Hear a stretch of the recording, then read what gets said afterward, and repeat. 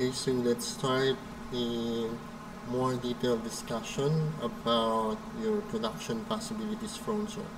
So, na-discuss na natin kanina dito that your production possibilities frontier curve or production possibilities frontier is a graph that shows all combinations of two goods an economy can produce with their given resources or fixed resources. When we say fixed resources here, it means that you have limited resources that you have to produce the two goods that can be produced by the economy. So we have an example here in this chart. So meron tayong production possibilities, economy that produces robots and corn.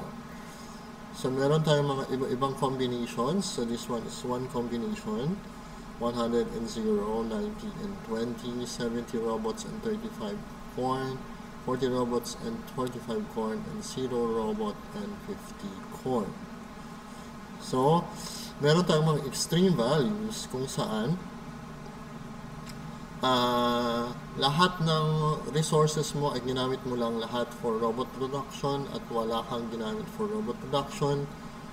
And then have another extreme value na lahat ng resources mo are used in corn production but no robot production.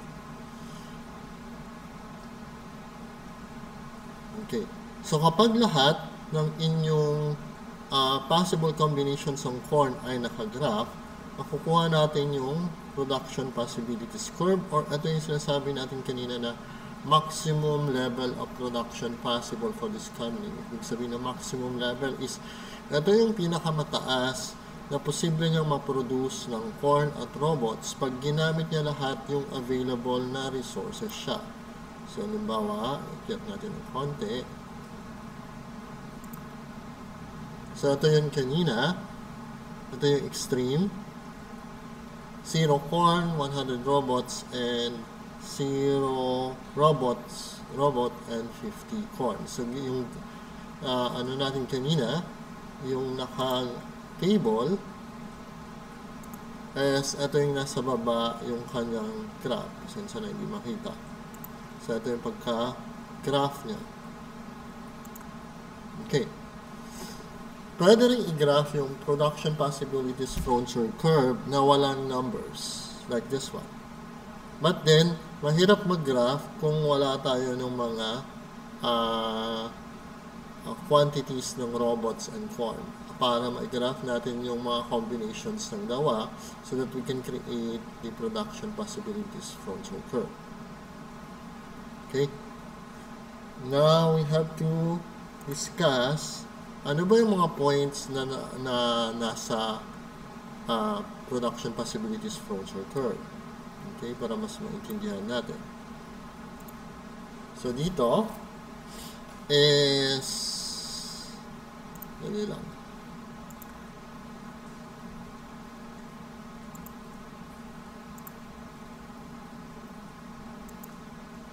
Okay?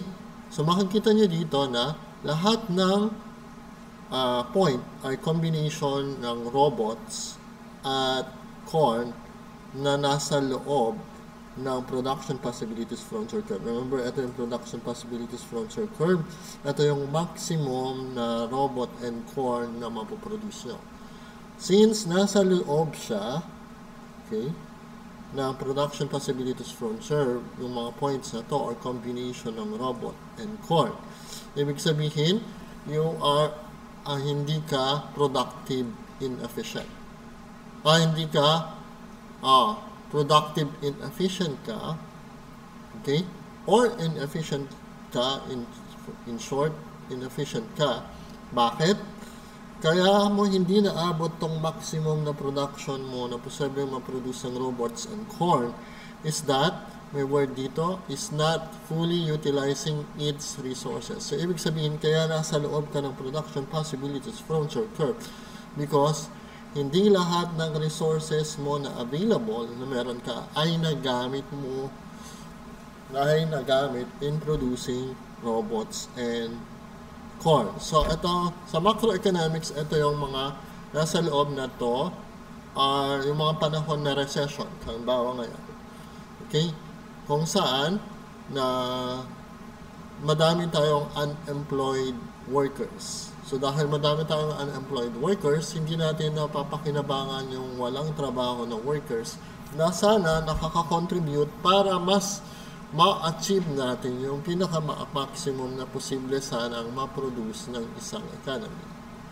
Okay, so hindi mo na po-produce yung pinaka-potential, maximum potential na kaya mong i-produce. Let's say for the Philippines. So, madaming walang trabaho, so nasasayang yung walang trabaho na yan na labor force mo na dahil hindi siya nakaka-contribute sa economy dahil hindi siya nakakapag-produce ng goods and services. Yung problema mo sa mga unemployed.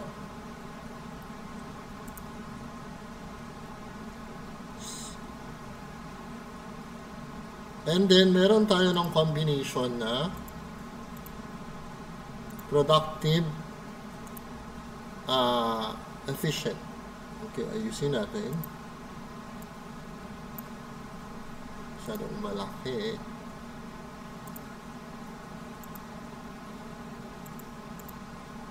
Okay.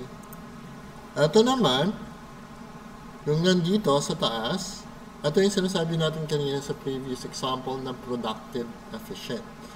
Magsabihin, kaya ka-productive efficient kasi yung tatlong points na to ay naabot mo yung posibleng pinakamataas na kaya mong i-produce using your fixed resources or your given resources. Okay.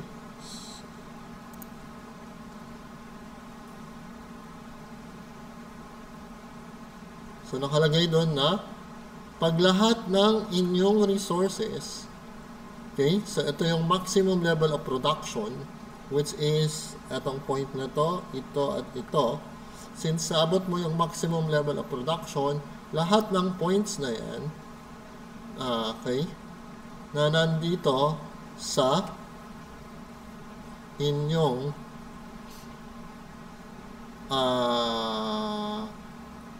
na nasa inyong production possibilities frontier curve ay ito yung maximum level ng kaya mong i-produce ng robots and corn. Kaya siya productive efficient because na-produce natin yung pinakamataas na pwede mong ma-produce for robots and corn. So, ibig sabihin is, hindi lang yung tatlo na to ang maximum na possible na pwede mong ma-produce sa robots and corn, kundi any points basta nandito sa production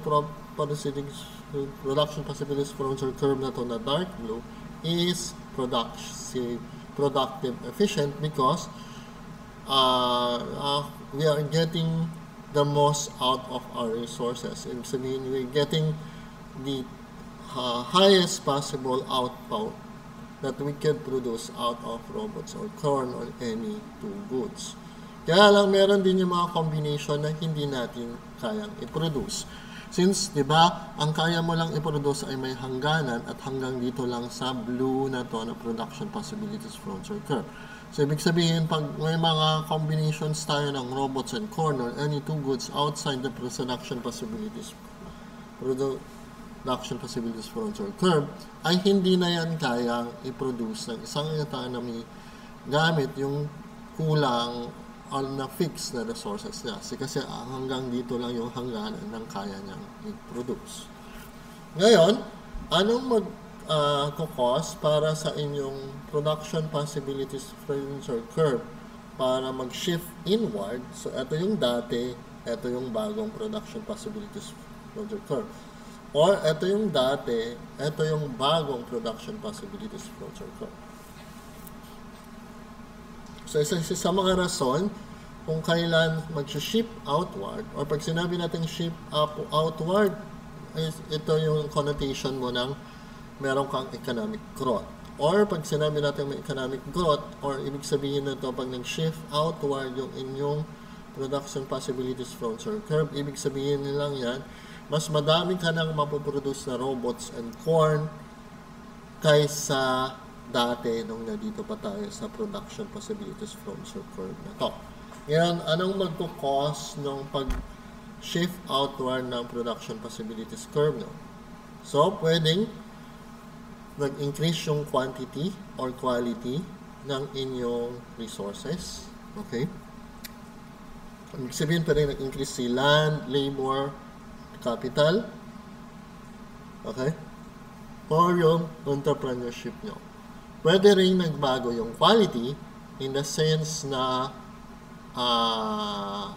what do you call this? Alam ba, for workers, mas skilled na siya kaysa dati. So, nagkaroon siya ng upgrading ng skills, training, okay?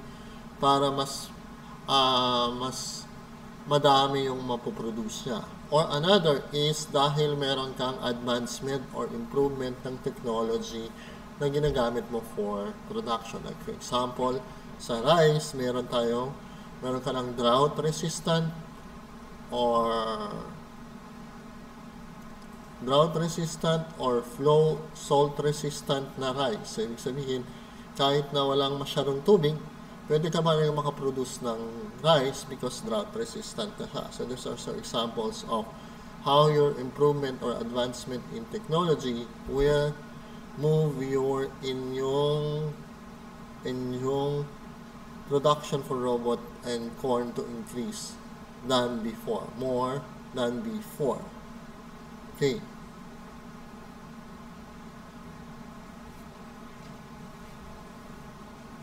Another is, ito naman, paano ito mag-decrease or mag-shift inward yung production possibilities curve. Mag-shift inward lang siya, okay? Ibig sabihin ng shift inward, mas konti na yung kaya mong i-produce ngayon kaysa ng robots and corn kaysa dati nung nandito pa tayo na production possibilities from corn. Okay.